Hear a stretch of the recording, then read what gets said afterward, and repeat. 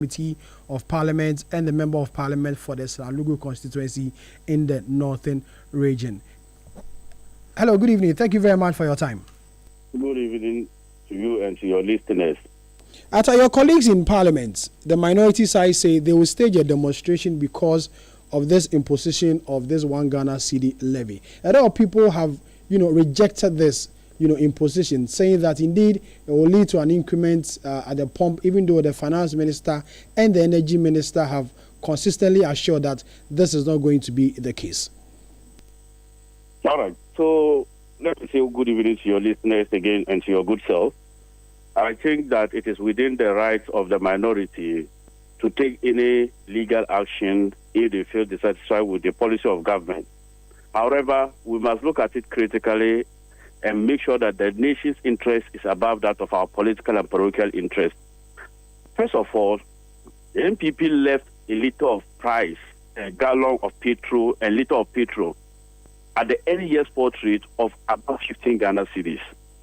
So if through the domestic policy measures imposed by government and then strategic intervention by the Bank of Ghana has led to an appreciation of the cedi against all major trading currencies by about 18%, has brought it from a liter of petrol at 16 down to about 11. We need to commend this finance minister and the government because as at 16 Ghana cedis per liter, Ghanaians accommodated it for years. The government has stabilized that sector, making sure that we get the gains as a result of the appreciation of our cedi against major trading currencies. When they brought the memorandum that was about increasing the levy by 1 cedi on petroleum and all those other petroleum products, the government has identified the energy sector as one of the major significant economic risks currently facing the country.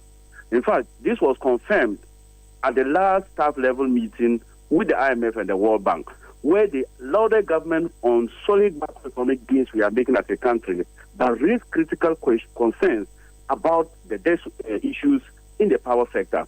We currently have a financial shortfall of approximately $2 billion. And when you add it to other PPA payments, you see that we are owing in total of 3.7 billion Ghana cedis. Despite that, this year, we are expected to cough up a whopping 1.2 billion Ghana cedis. When you have an energy sector gripping with this so much debt, the question we ask ourselves, what is the best way for us to leave this position? We have three options. One, we import a lot of liquid fuel because of the energy transition from hydro to thermal. Because of that, the liquid fuel that we are currently consuming, the cabinet under President Akufo-Addo gave a directive that the price built up by PURC should not factor in the liquid fuel because we couldn't get enough gas from Nigeria. Currently, as we speak, a lot of our machines are running on the thermal fuel. So the question we should ask ourselves, one, should we pretend that the problem doesn't exist so that we plan to do so once again? The second option we had was to include the liquid fuel in the tariff adjustment program. And it would have led to about 50% increase in utility tariffs. Or the last option, the gains that we are making, should we make sure that out of the gain, we take part of the gain and make the citizens' contribution to make sure that we better our sector? Look, it will interest you to note that over the last 8 windows of the fuel pricing windows, consecutively 8 out of 8 times prices are reviewed downwards. So the increase in 1 cedi of the energy sector levy has become very necessary due to the mounting and unsustainability debt accrued in the energy sector. In fact, the financial shortfall, as I said, 3.7 billion Ghana cedis, stands over the sector with an estimated 1.2 billion Ghana cedis needed every year to buy the liquid fuel to power thermal plants. In fact, the 1 cedi increase currently means that an amount of 5.7 billion Ghana cedis will be raised every year. This will be used to finance the liquid fuel so that Ghanaian residents and industrial use will be light. Issah, it seems that politics. It is not about the politics. Because once we don't leave the politics out, we lose sense of reasoning and people take advantage of that because of their political interest. Hello, Issah, can you hear me? Yes, it seems I'm losing you. I'll be glad if you can reposition yourself. It seems I'm losing you. But then, whilst you do that, there are many who have also said that the 1 cedi is too much and it's too hard, because if they should be charged a cedi on every liter, and so if, for instance, a day the person buys 10 liters a day, you know how much is going to be charged, and the next day continuously buys similar, it means within a week the person would have been paying, more taxes on just fuel. And so the 1 cedi actually is too much, and if there was a way that government could have reduced it than just doing it 1 cedi. And people even make comparison to the e-levy. People say that you've taken off the e-levy, which wasn't something that was affecting everybody, but then bringing in the Dumsor levy, as they call it, as one which is going to affect almost everybody. Okay, so let me take it this way. I don't know if you can hear me now. It's better. Let me take it this way. Number one, when it comes to the issue of tariffs and levies and the concerns of trade unions and then GPRTU, I don't begrudge them, because nobody will really be willing to pay tax. But one thing I want you to avert your mind to is that we were paying 16 Ghana cedis per liter as of December 2024. That's what we have suddenly forgotten, that we are enjoying this windfall because of the stability of the city. And who should be credited because of the stability of the city? It's the central government and that of the Bank of Ghana. So if out of 16 Ghana cedis, prices have fallen up to 11, and out of the 11, the government of Ghana is just simply adding 1 Ghana cedi to make it 12. And in fact, in the 9th and 10th window, prices are expected to trend downwards. That is why we are saying that the net effect of this levy simply means that it will be a gain to the consumer. It won't be a loss. So people should come down and look at how it will be implemented. The finance minister, when he came to parliament, he gave us the fiscal analysis. And the fiscal analysis says that we'll get 5.7 billion Ghana cedis on it. Yet, the effective tariff that consumers will pay as a result of that levy is virtually zero. And number two, people doing politics by comparing e-levy and that of the energy sector levy. E-levy is not a consumption tax. This tax is a consumption tax. It is a consumption tax because people are actually buying a service. You are buying a service. That is what you are paying for the buying the service. Unlike the e-levy, this was a platform created by telcos. You didn't participate in building the app. You didn't participate in putting money into people's pockets.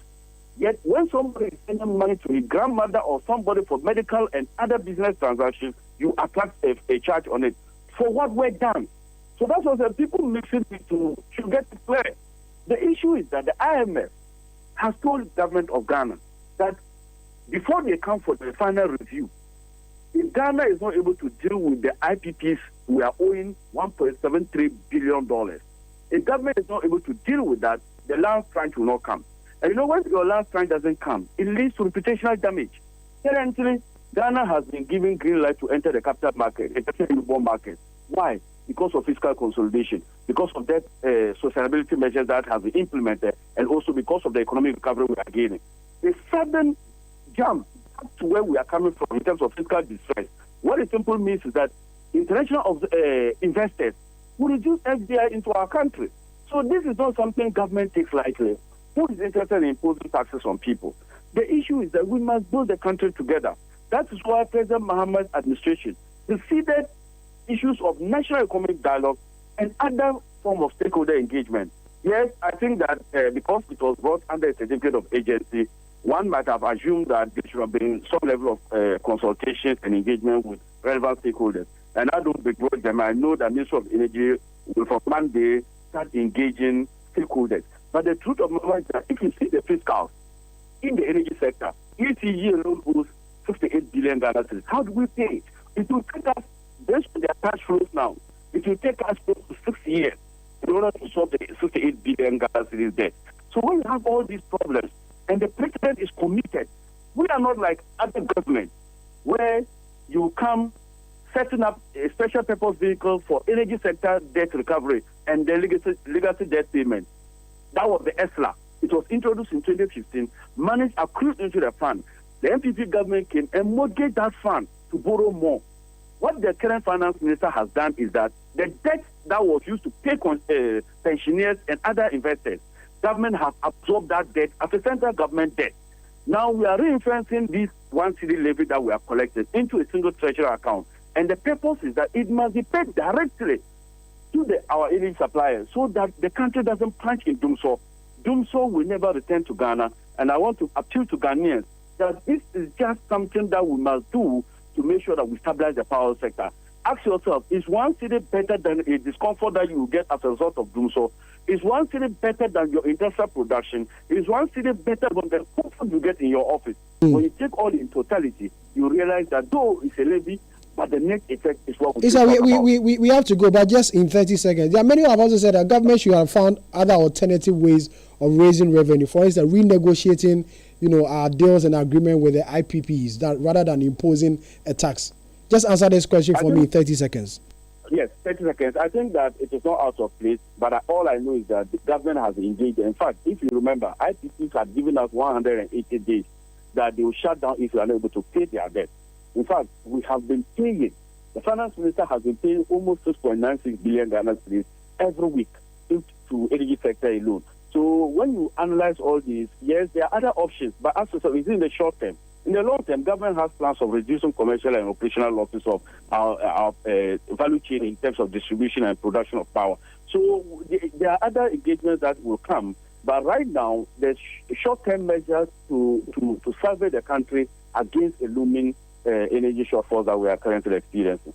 Atta Issah, thank you very much. Atta Issah is a member of parliament for the Shalugu constituency in the Northern region and a member of the finance committee.